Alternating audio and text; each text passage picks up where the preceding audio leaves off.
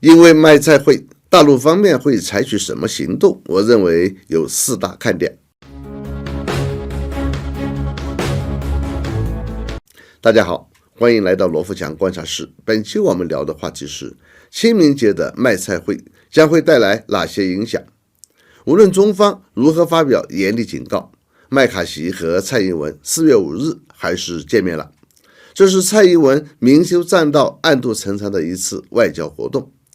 本来其主要目的是访问美国，商量和落实美台之间的诸多大事。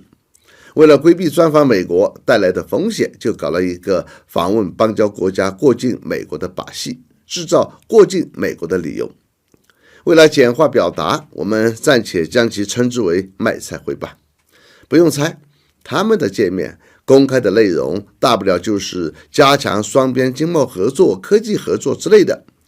美国将捍卫什么共同价值观，继续坚定不移维护台海局势稳定，共同抵御来自中国大陆的威胁。美方承诺将支持台湾当局加强台湾地区的防卫能力等等。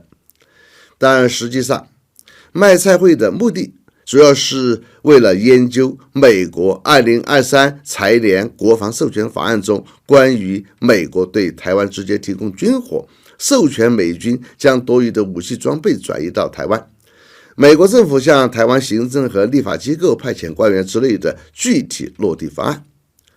中国显然很清楚卖菜会的动机，为了阻止这种公然的挑衅，对此多次进行了极为严厉的警告，结果显而易见，根本不起作用。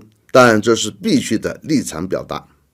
麦卡锡办公室4月3日晚发出采访通知，宣布4月5日与蔡英文进行跨党派会谈，并称蔡英文为台湾总统。通知还说，执政的民主党和在野的共和党都会有众议员出席这次会见。仅仅是这份通知就已经凸显麦卡锡的险恶动机了。他在对美国媒体发出的采访通知中，将蔡英文称之为总统，这不等于变相的公开宣示美国认可台湾地区是一个国家吗？早就被认为是美国最极端的反华政客麦卡锡，其反华程度甚至超过佩洛西。当然要在接班佩洛西之后，就给中国来一个上马威。现在全世界都关注的是，因为卖菜会，大陆方面会采取什么行动？我认为有4大看点。1.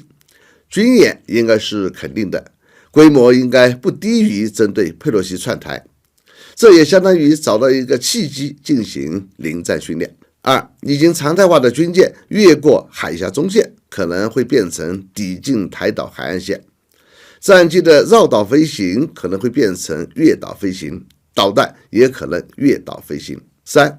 演习落弹区可能会距离台湾本岛更近，甚至有可能会直接把某个或者几个无人岛变成落弹区。4.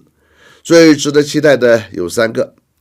蔡英文的专机返回台岛时，会不会被解放军的战机伴飞？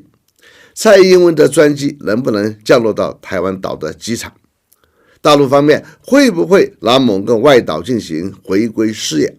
不管怎样，这一次我还是选择相信胡锡进那句话，美台之间这一次失去的将远大于得到的。从辩证法的角度看，这并非坏事，因为这等于给我们吹响了加速统一进程的号角。好，本期话题就到这里，我们下次见。